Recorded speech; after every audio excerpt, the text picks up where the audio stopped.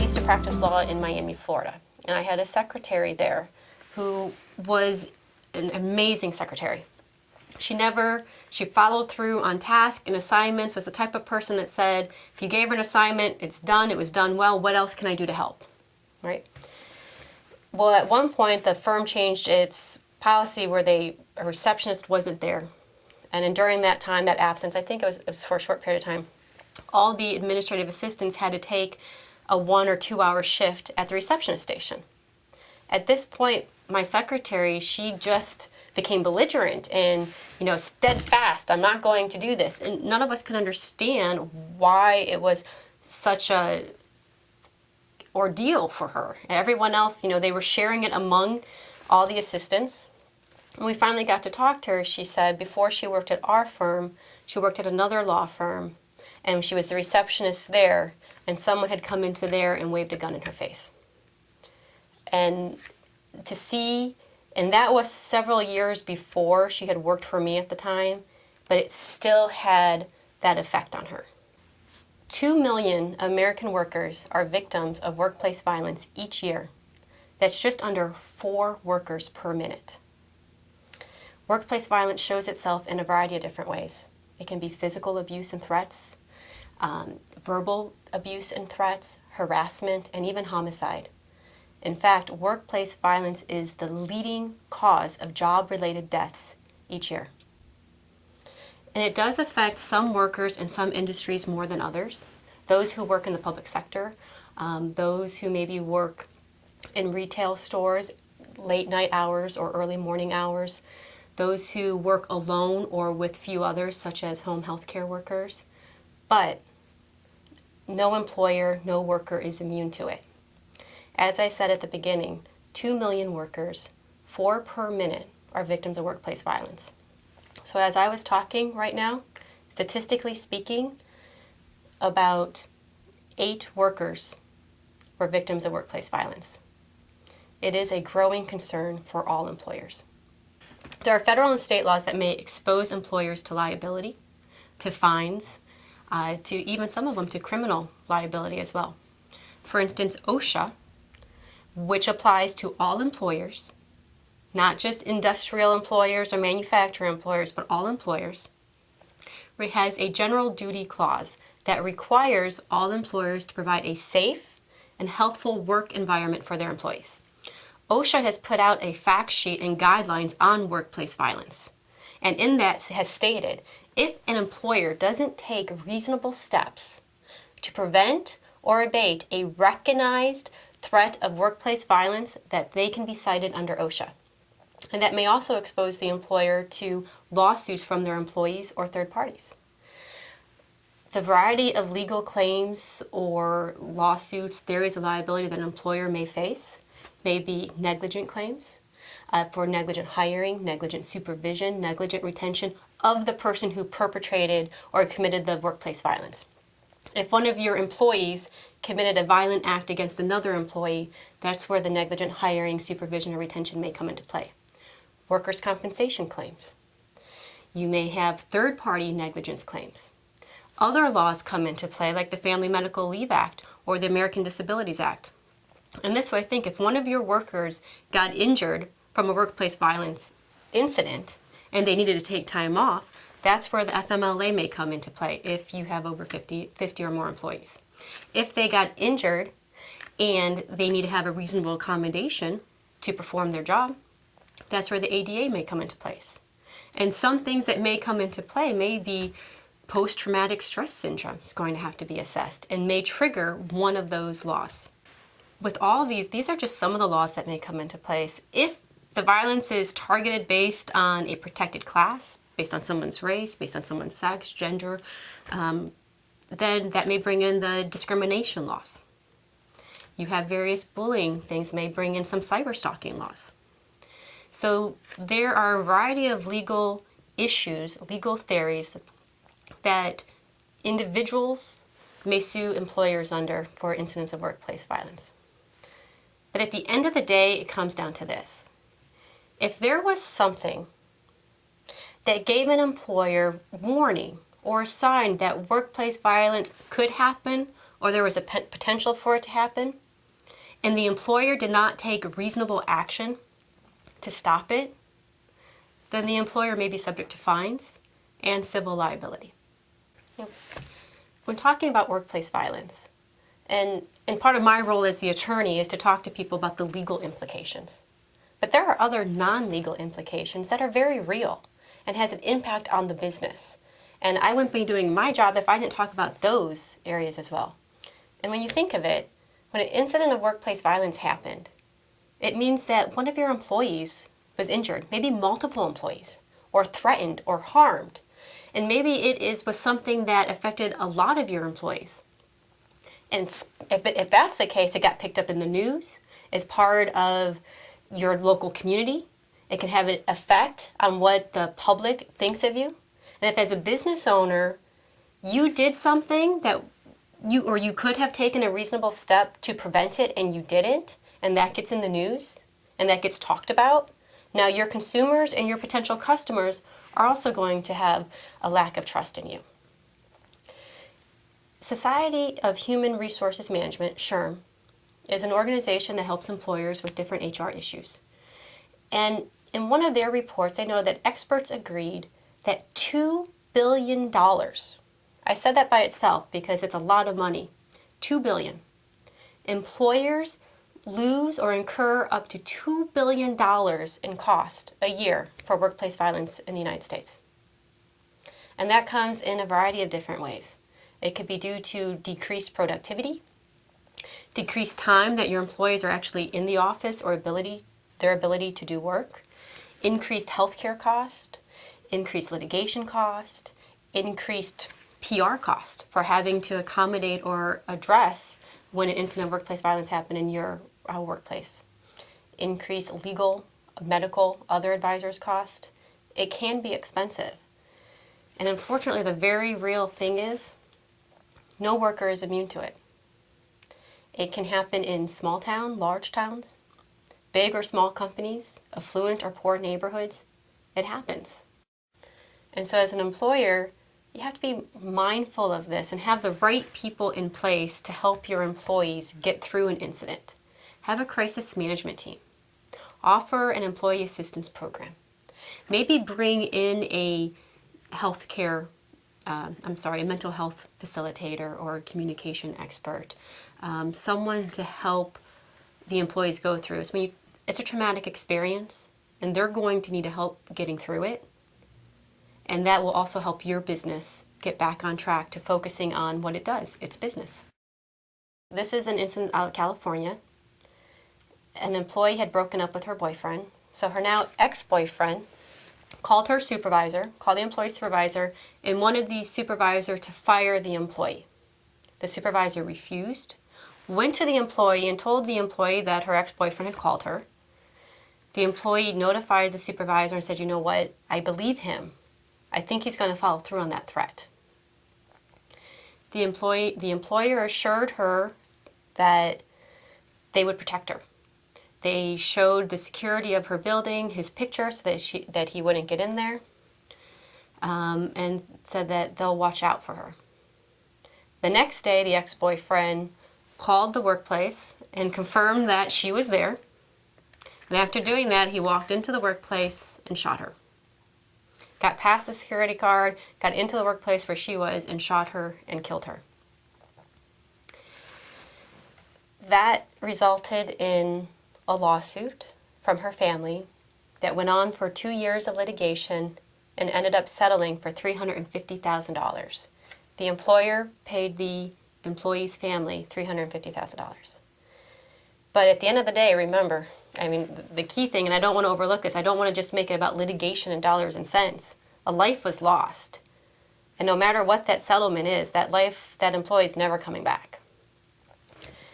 And there are other cases, similar situations. This is another case out of California.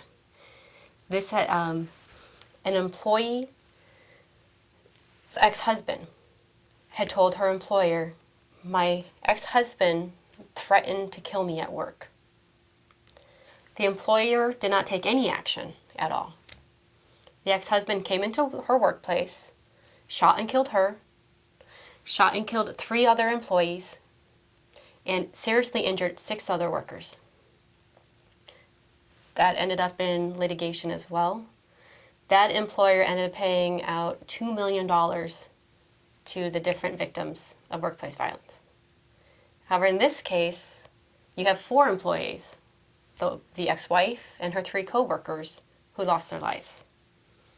And now I want to compare that with an employer, which I believe this employer is from Connecticut.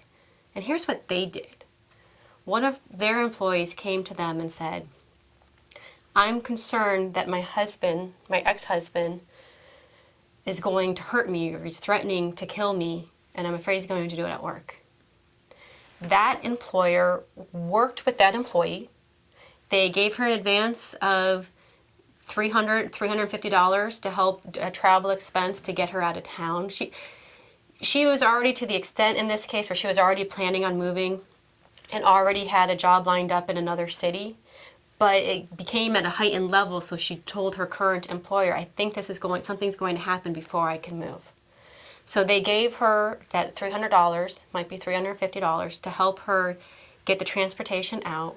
They worked with her new employer in the other town, gave her safe haven while she needed it. That employee got away. No life was lost, and they had an out-of-pocket expense of $300. And so when you look at instances of domestic violence entering into the workplace, or any violence in the workplace, and you look, what reasonable steps can an employer do to prevent or abate workplace violence from happening? In that case, it was $300. $300 is a reasonable step that I think OSHA, I think a jury, had they not done that, and they showed that if they had done it, let me backtrack. If they didn't do that and the employee was there and got injured or got killed, and it was later shown that only $300 could have prevented it, that employer probably would be facing the same type of liability as the first couple employers that I talked about. Workplace violence isn't limited to guns or active shooters. You would think of a hostile work environment, a harassment claim, verbal abuse in the workplace is also forms of workplace violence, or it can be. And that may involve a sexual harassment claim where a supervisor or another co-worker is groping another employee, is stalking another employee, is harassing them verbally or physically. Those in the legal court system or a lawsuit may be captured as a sexual harassment, hostile work environment claim, but they may also be workplace violence. So the point is that it doesn't just take one look, someone coming into your workplace with a gun. It takes many forms. And that's something that employers need to be mindful of. Florida has a law that it's commonly referred to as take your gun to work law. I want to take a moment to talk about this because people do use guns to commit violent acts in the workplace. And we want to have employers be able to take reasonable steps to protect their employees and protect their workplace, but they have to make sure those reasonable steps do not violate Florida's Take Your Gun to Work law. Prior to this law happen, a lot of employment lawyers, myself included, would advise our employers to have as part of their zero tolerance for workplace violence, no employees were allowed to bring guns in the workplace or in their car in the parking lot. Because when you think of it, you don't want if an employee goes into a rage and they're so angry about something, you don't want them just to be able to walk to their car, maybe that's 10 steps outside of the building, and get a gun while they're still in that rage. So that was the rationale of that policy. After 2008, when this law came into effect, if an employer still had that policy in place, they would be violating the law. Because one of the things that law does is it protects the employee's right. If they are lawfully allowed or lawfully possess a gun, they're allowed to keep it in their car. And the employer can't prohibit it. An employer can't ask about it. There are several other things that an employer can't do under this law. They can't ask whether or not someone owns a concealed weapons permit, whether or not they carry concealed guns. That can't be part of the hiring process, can't be part of the employment decisions. So I guess, I'm pausing here because it's tricky. Employers, throughout this whole segment or talking about workplace violence, I'm re-emphasizing over and over again, take reasonable steps to teach yourself and your employees about workplace violence. Take reasonable measures to prevent it, should it happen, or prevent it from happening, and to react to it appropriately if it happens. But when doing that, be mindful of the other laws out there, such as Florida's Take Your Gun to Work law, and you don't want to violate those in the process. So there are some fundamental steps that employers should take in connection with workplace violence. Now, when we're looking at what is reasonable for an employer to do, what policies that they can have in place, should have in place to help minimize or prevent workplace violence from happening, let's look at what those reasonable steps are. One, it is training your supervisors, your managers on the warning signs of workplace violence, on the policies and procedures your business has in place should it happen, so that they can, and you also want to train your employees. You want to train them on warning signs. One warning sign would be, in several cases that happen in domestic violence, an employee coming to a supervisor and saying, you know what, I'm concerned that my ex so-and-so is going to hurt me at work. That's a red flag. If you see an employee going into signs of depression, being withdrawn, being easily agitated, being easily overly and overtly aggressive, that's a sign. That should be triggering your supervisors as to, okay, we need to look into this further to see if there's something that we can do to help this employee. And you have to train your employees when they see those things to report it, and they need to know who to report it to. And part of that training, there's a shift in mentality that employees have to take. A lot of employees and a lot of people in general don't like to be a tattletale. They don't want to tell on a coworker, and they're thinking they're protecting a coworker by not telling on them. But if they see these signs in place, they need to tell a supervisor or the appropriate person, and it's not tattletelling on someone, it is protecting that person. And it's shifting that attitude is really important, because it's when those signs are recognized that the employer has at least an opportunity to try to do something about it. So we have the training. Now we need to have a plan of action. If a workplace violence incident happens, what are we going to do? As an example, for an active shooter incident, the Department of Homeland Security for the state of Alabama put out a video that it's very simple and short and sweet. It is teach your employees and the supervisors and everyone, if you hear something and you can run to get away, run and get away. If you can't run and get away, hide.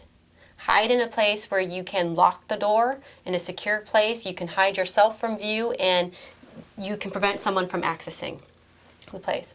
If you can't run, if you can't hide, prepare to fight. Find whatever you can, maybe a fire extinguisher, something to fight. And they summarize it as run, hide, fight. It was an effective video. I would talk with other police departments. The Tampa Police Department has a security audit, security and safety audit that they will come into workplace to help train and to help show your employer, your business, your employees the plan of action that they should take. So I'm not saying everything, one policy, one practice isn't a one-size-fits-all. You need to see what fits in your workplace. The run, hide, fight is a simple mantra that seems to be followed by a lot of the experts in this area, but I would bring in a security personnel to assist in developing your plan for your business. And I want to highlight again, as I was talking through that, I was talking about the Tampa Police Department. They offer training on workplace violence for supervisors, for employees, in addition to coming in and doing a safety audit. Because what you want to do as an employer, you want to walk through your environment and say, okay, do we need to put locks somewhere? Do we need to restrict access to outsiders? Should we have our employees wearing badges or secured access way to get into our workplace? Do we need to put lighting in the parking lot? Do we need to work, if we're renting in a building, do we have to work with the landlord about common areas? It's different measures like that. When I'm saying reasonable, those are steps that a jury may find as reasonable that an employer should have done. So you have learning the warning signs, training your employees, coming up with a preventive measure, coming up with an emergency plan, bringing in appropriate personnel to help you. That may be your senior HR person, your executives, your C-suite people, outside legal counsel, outside medical professionals when necessary, and have a collaborative effort to work with your business.